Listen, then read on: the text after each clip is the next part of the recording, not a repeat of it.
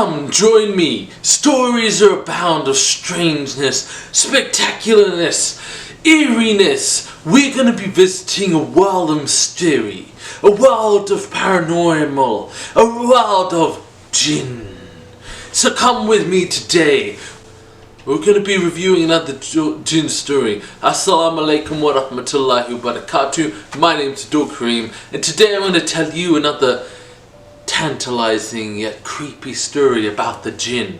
What are the jinn? Well, jinn are creatures from another realm. And you see, this story took place when I was a child. You see, oftentimes my parents would drop me off at my grandmother's and I would stay there for weeks on end.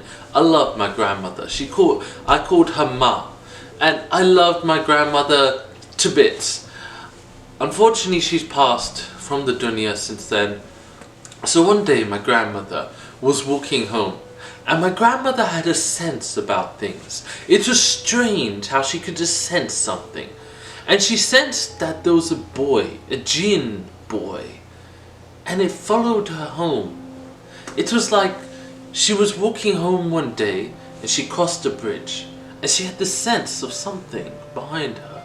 She turned around and there's nothing there. Strange, she thought. So she continues walking. She gets home and she has this other sense. There's nothing there. So she takes out the keys, unlocks the door, she goes into her home. And that night, she's asleep in her bed.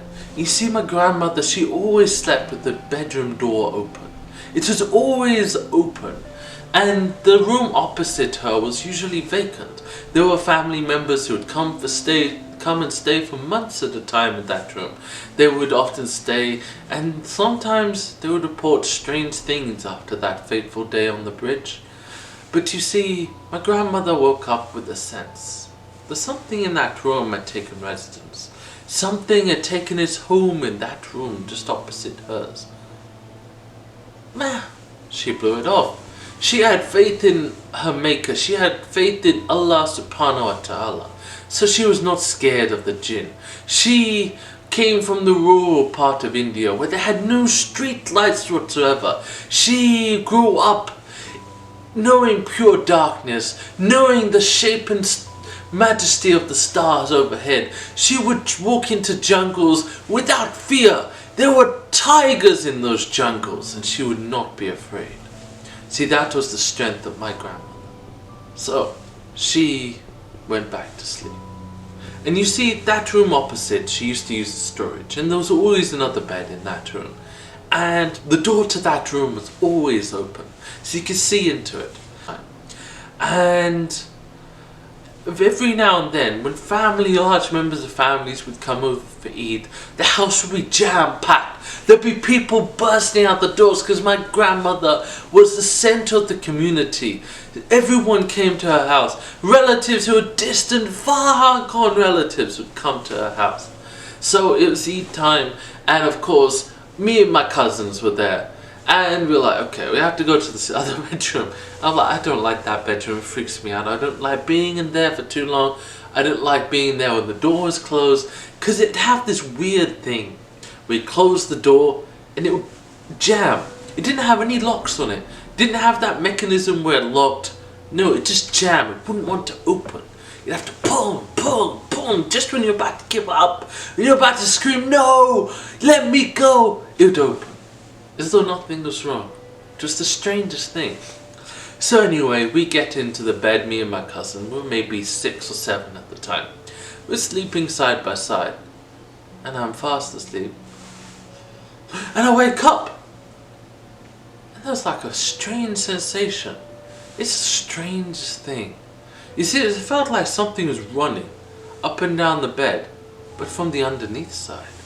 It felt like tiny feet were going up and down on the underside of the bed. You could feel it. It was like, whoa. And my cousin wakes up, he looks at me and I'm like, can you feel that? And he looks at me with wide eyes. He's like, what is that? And I'm sitting there thinking, what's what? This is the craziest thing. We, of course, didn't get much sleep that night. And it became one of our stories that we tell each other. But that wasn't the first time in my life I'd slept in that room. And every time you'd feel a sensation of something pressing on the bed, almost like a cat pressing its feet upon the bed. Or sometimes it pressed against your foot and you'd be like, what is that? And then, when you're just about falling to sleep, you wake up and a sensation of running up and down the underside of the bed would come. And so, I made a vow to myself, I would sleep in any room but that one room. No, I would not sleep in that one room. But then, the day came that cemented my fear of that room. You see, that was the day I awoke to see it. I see the boy for the first time. You see, until then, it had just been a sense. My grandmother said that she sensed a boy, but she'd never seen anything. So, I'm lying there at the foot of my bed. Me and my grandmother faced that direction, I faced the other direction. And I had my pillow there, and the way the bed was positioned, the door to the bedroom was just a few feet from my head. It was wide open. And I wake up for whatever reason, and I look up, and my heart stops. There was light spilling out from the other room. It spilled out from a source that was unnatural and strange. You see, from the other room was a boy. He seemed to be leaning out of a portal. That's right, it was a swirling vortex of blues and oranges behind him. And he was leaning out like this. Just one arm on the ground and one arm on his chin. He was looking straight at me. The boy had slightly brown skin. His face was indistinct. It was just a generic boy's face. And he had like blackish hair. And he just looked straight at me, as though this was the calmest, casual thing in the world. And I was like, hell to the no. That is the creepiest thing I've ever seen.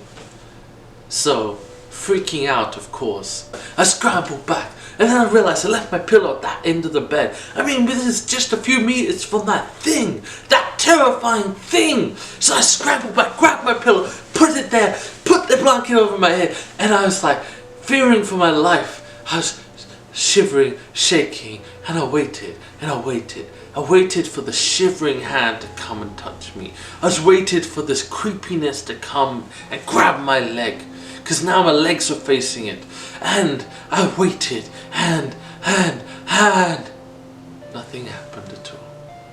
After almost an hour, I pulled my head out from beneath the blanket and looked down, and the boy was gone. The world was normal. Of course, I didn't get much sleep that night. But the boy was in that room. He's still there to this day. Well, that's another story for another time. Well, thanks for watching. My name's Abdul Kareem. Remember your Rabbul Alameen. Do not fear the jinn. And come to goodness. Allahu Akbar, Allah.